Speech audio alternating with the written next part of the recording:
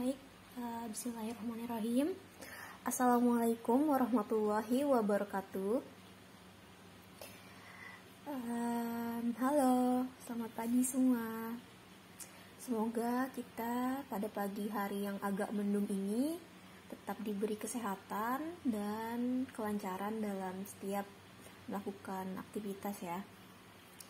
Jadi pada pagi hari ini tak lupa untuk kita semua bersyukur atas kehadirat Allah Subhanahu wa Ta'ala, karena kita dapat berkumpul, dapat mengikuti kegiatan ini dengan keadaan sehat, dan semoga kegiatan ini bermanfaat dan dapat berjalan dengan lancar. Juga tak lupa sholawat serta salam kita haturkan kepada junjungan kita Nabi besar Muhammad Shallallahu Alaihi Wasallam. Oke, baik. Jadi pada pagi hari ini kita akan ada kegiatan, yaitu presentasi tentang apa sih toxic positivity itu, terus the other side of being positive. Jadi presentasi hari ini yaitu judulnya adalah tentang toxic positivity, the other side of being positive. Nah, jadi dan kebetulan yang membawakan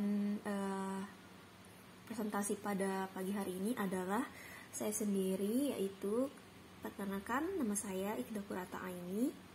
Nah, jadi oke. Sepertinya kalian udah sangat penasaran ya sama tema kali ini gitu. Tentang toxic positivity.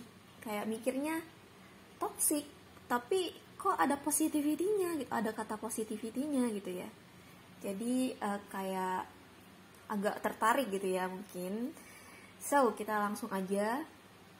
Sebelumnya nih, menurut kalian setelah ngelihat atau ngedengar toxic positivity itu, kalian mikirnya kayak gimana? Apakah kalian mikir tentang kalau ngomong kasar tapi dengan cara yang baik, atau kalian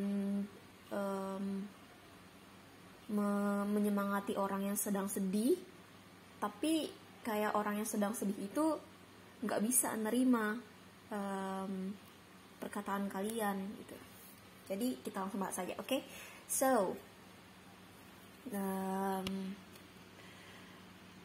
toxic positivity itu kayak gini, oke? Jadi dia kayak misalnya kamu atau teman kamu pernah mengalami masa sulit seperti putus cinta, atau prestasinya menurun, atau kehilangan pekerjaan maybe. Kamu tidak asing dengan mendengar beberapa kalimat yang datang dari teman atau dari keluarga yang membuatmu harus selalu berpikir positif. Jadi kayak, oh, gue udah gagal nih, aku udah gagal nih. Tapi aku harus selalu berpikir positif gitu. Aku nggak boleh sedih gitu. Nah, kalian ngeh nggak sama satu poin itu? Baru satu ya. Nah, jadi orang-orang yang mengatakan hal itu, atau kamu sendiri yang mengatakan hal itu, tidak diragukan lagi memiliki niat baik, of course, tentu saja ya.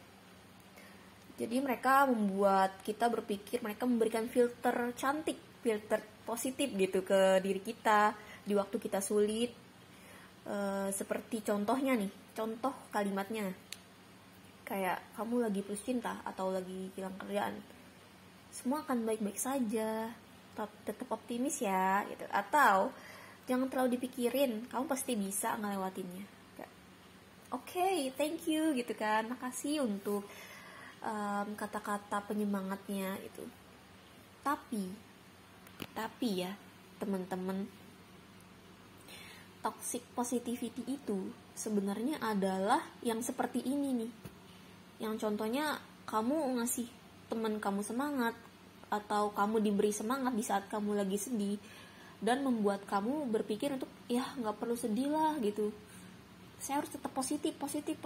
Saya nggak perlu sedih, saya nggak perlu untuk keluarin perasaan negatif saya gitu. Dan itu tuh poin yang miss dari kita. Itu adalah konsep yang salah dari mencoba untuk positif gitu. That's why ada kata toxic positivity ini. Seperti itu. Jadi sebenarnya apa sih gitu? Toxic positivity itu apa sih gitu kan? Jadi seperti yang dilihat di slide ini ya, dia ada merasa bersalah dengan perasaan negatif, membohongi diri sendiri dengan berpura-pura bahagia, bahkan sampai merendahkan orang lain ketika menunjukkan kesedihannya, dan menolak merasakan emosi negatif. Itu termasuk ke dalam toxic positivity yang kamu lakukan atau yang kamu alami gitu. Jadi udah mulai ngeh ya sama toxic positivity itu apa ya. Oke, jadi sebenarnya ya teman-teman, tidak salah jika selalu berusaha positif dalam menghadapi masalah. Namun, kita semua tahu bahwa sesuatu yang berlebihan tidak selalu berakhir dengan baik pula. Gitu. Seperti ucapan penyemangat yang seringkali terima pada sisi negatifnya membuat kita menganggap bahwa kita tidak boleh merasakan perasaan negatif gitu ya. Padahal menyangkal perasaan negatif juga dapat memberi dampak yang buruk. Gitu. Terus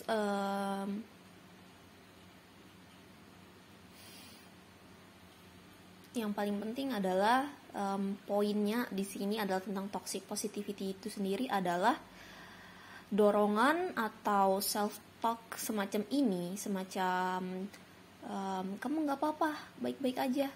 Bahkan orang lain pernah mengalami yang buruk gitu, atau bilang gitu ke teman yang pernah ngalamin, atau kamu yang dibilangin gitu ya.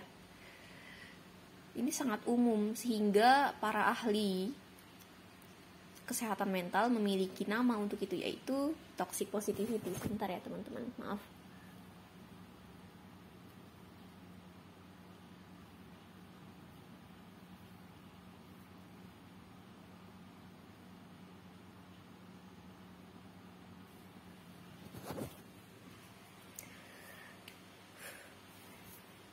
Jadi kita udah penasaran banget nih, saya udah keluar tentang toxic positivity, dan kita belum tahu sebenarnya pengertian dari toxic positivity itu apa.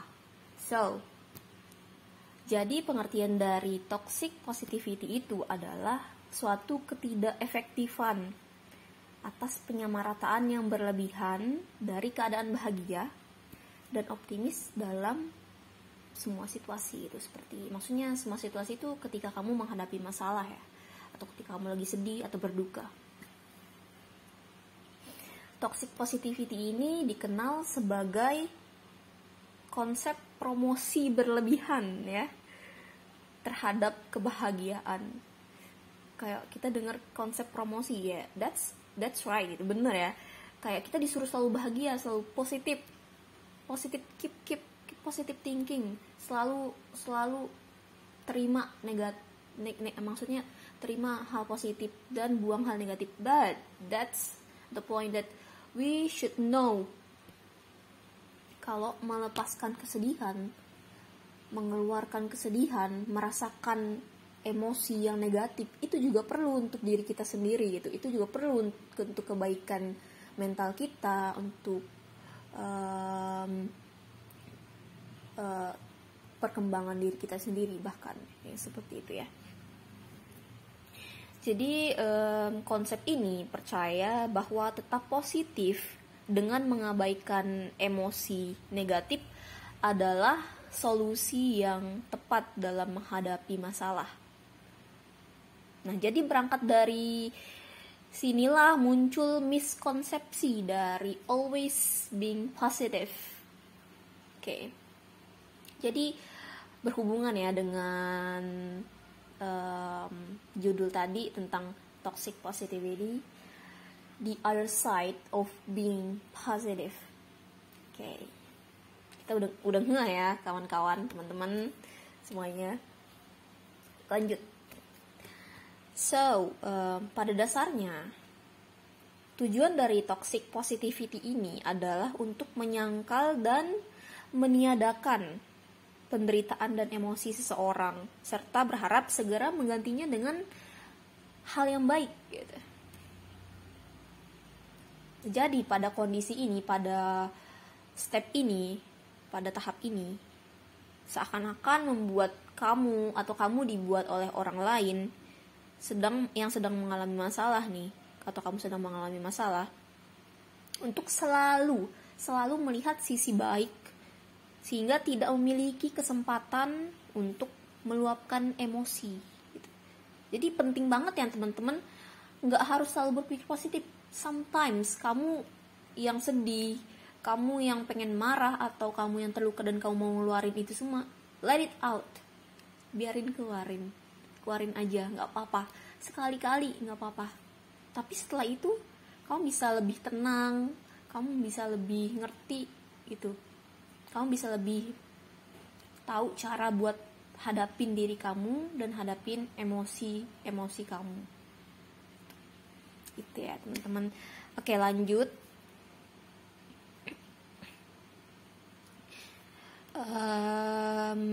Ini ada kata-kata dari Heather Monroe ya. Heather Monroe ini adalah seorang pekerja, bukan? Dia seorang pekerja di New York.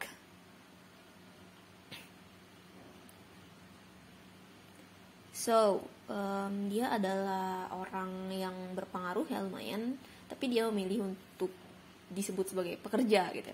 Dia berpengaruh di New York sebagai kepala dari Institut Kesehatan ya, kesehatan mental. Oke. So, dia bilang kayak ini, toxic positivity adalah gagasan bahwa kita harus fokus hanya pada emosi yang positif dan aspek positif dari kehidupan gitu. Dan itu adalah keyakinan bahwa jika kita mengabaikan kesulitan emosi dan mengabaikan bagian hidup kita yang tidak berfungsi dengan baik atau not going well, kita akan jauh lebih bahagia. But no, ladies and gentlemen, kawan-kawan, no, that's not how it works. Itu nggak seharusnya bekerja seperti itu ya.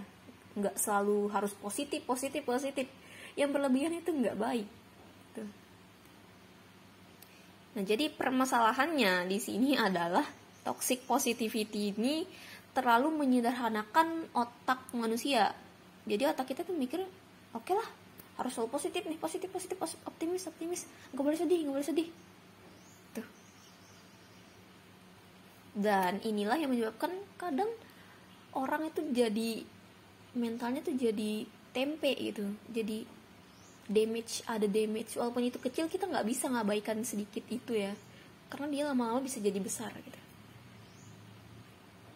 Dan kemungkinan ada efek jangka panjang dari toxic positivity ini, termasuk mendorong kawan kamu, mendorong diri kamu sendiri bahkan untuk tetap diam tentang masalahmu, tentang kesedihanmu. Jadi kadang kita mikir nggak enak kan buat diem, dipendam aja gitu, keep silent sama perasaan terluka kamu, perasaan sedih kamu, perasaan kecewa kamu tuh kadang nggak worth it untuk dilakuin gitu.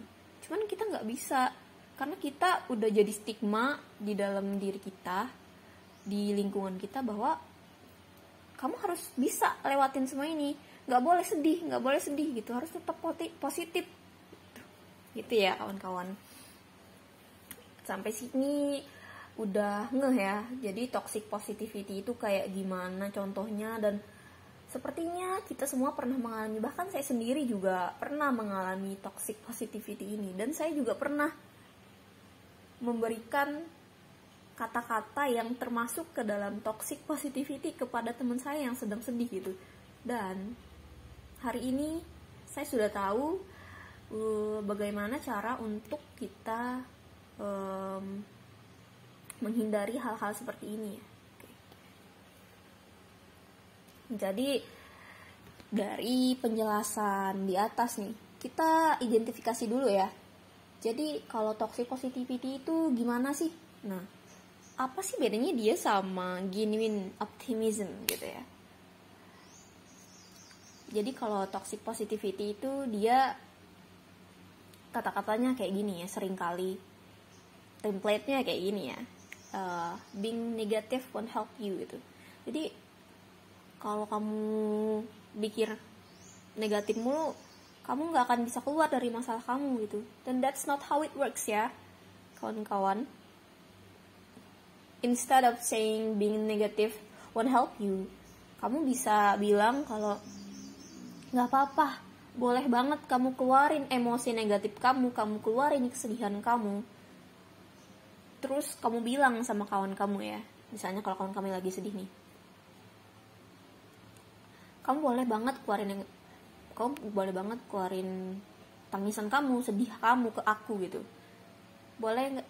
Terus aku bisa bantu apa ke kamu gitu, yang bisa buat kamu lebih better gitu, lebih baik, merasa lebih baik gitu, kayak gitu. Instead of saying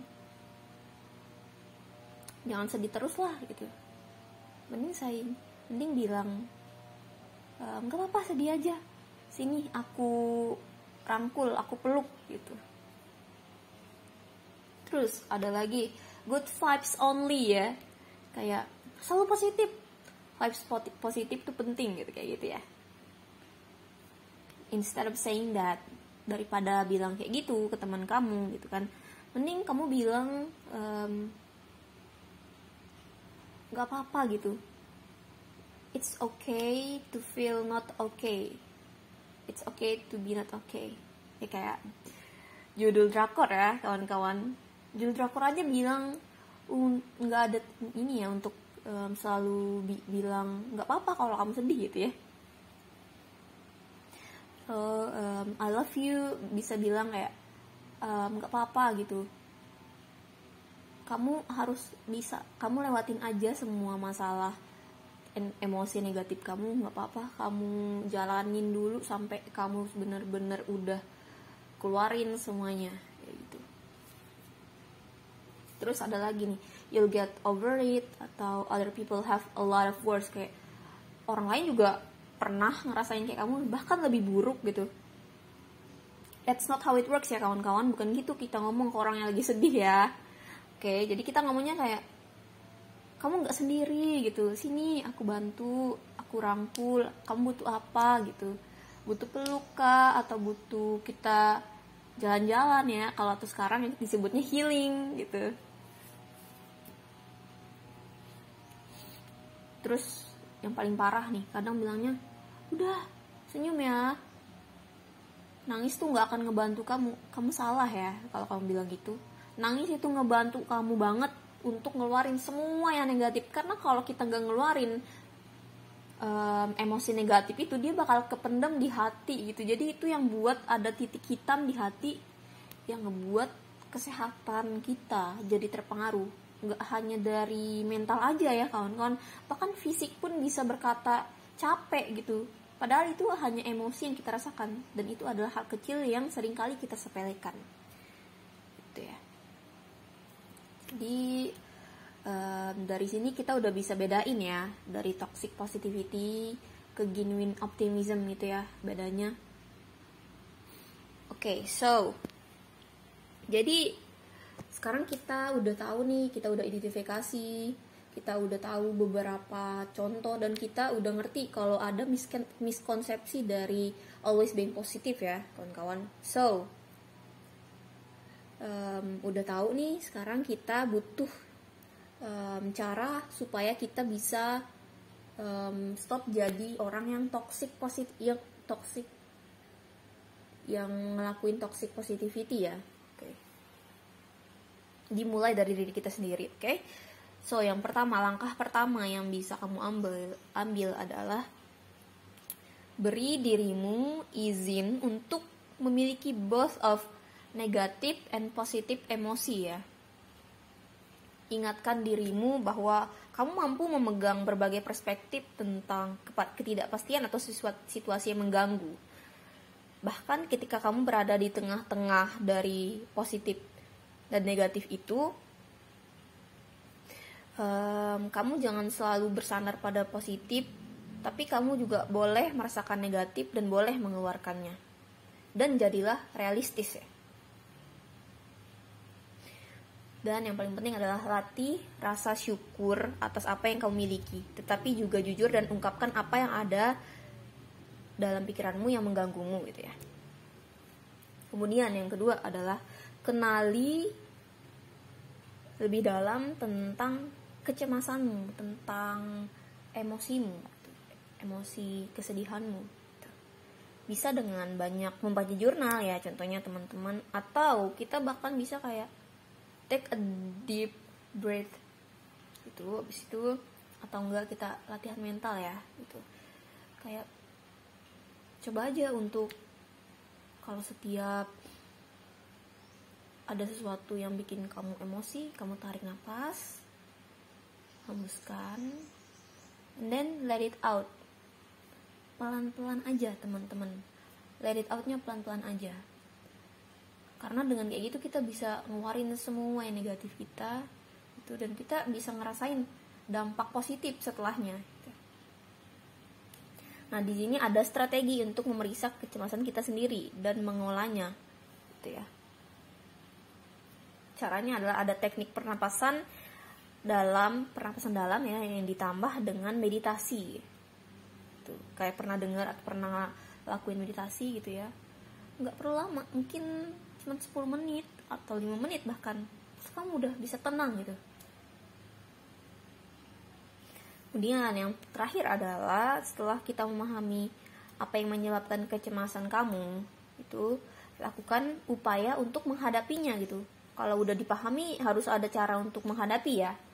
Nah, caranya adalah take care of yourself, jaga diri gitu ya. Mengambil tindakan untuk diri sendiri berarti memilih waktu tidur yang baik gitu. Maksudnya kayak jangan begadang, jangan kebanyakan begadang gitu ya. Tidurnya teratur, terus olahraga gitu. Nggak harus selalu olahraga, tapi sempetin kamu olahraga gitu, biar kamu tuh selalu sehat gitu ya.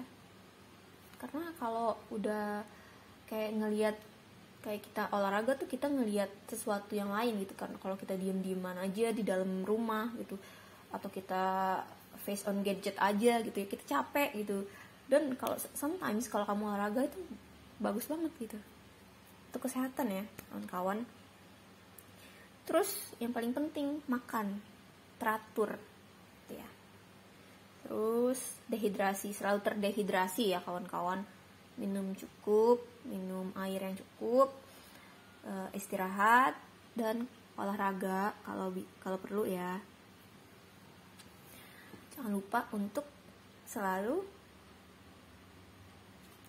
menerima positif dan negatif yang ada di dalam dirimu. Oke, nggak apa-apa ngeluarin emosi negatif kamu, nggak apa-apa. Sedih aja, nangis aja, nggak apa-apa.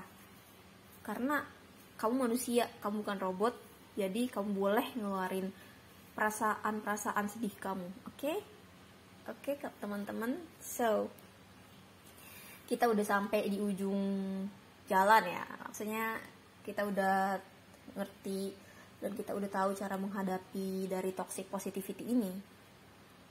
So, dengan mengenali, mengetahui, memahami, hingga menentukan cara untuk mengatasi toxic positivity ini, kita dapat memberi diri kita, orang sekitar kita, orang terdekat kita, ruang untuk menunjukkan bahwa mengakui dan menerima kesulitanmu itu tidak selalu menjadi hal yang buruk gitu. Mengeluarkan kesedihanmu bukan hal yang buruk gitu ya. Bahwa dengan mengatakan bahwa kamu tidak baik-baik saja, it's that you feeling not okay, feeling sick, itu boleh banget. Sehingga kamu dapat berpandangan lebih luas lagi tentang permasalahan yang kamu hadapi, tentang perasaan yang kamu rasakan. Sehingga aku harap kita semua bisa, mengenali diri kita lebih baik, dan kita bisa tahu apa yang baik untuk dilakukan dan apa yang tidak baik untuk dilakukan ke depannya. Oke kawan-kawan, so kita udah sampai di akhir kegiatan pada pagi hari ini ya. Oke. Jadi aku harap kita semua, kalian semua dapat ngambil pelajaran, dapat ngambil ilmu walaupun sedikit, dan kalian bisa ngamalin ini ke orang lain atau ke diri kalian sendiri. I really happy to know it. So thank you untuk udah ada di sini, dan thank you untuk selalu berpikir positif, tapi jangan lupa untuk selalu juga mengeluarkan kesedihan kamu. It's okay. So, thank you udah datang, mendengarkan, dan thank you banget kalau sampai kamu bisa mengamalkan ini gitu ya. So, semoga bermanfaat. Jadi selamat pagi. Assalamualaikum warahmatullahi wabarakatuh. Terima kasih semuanya.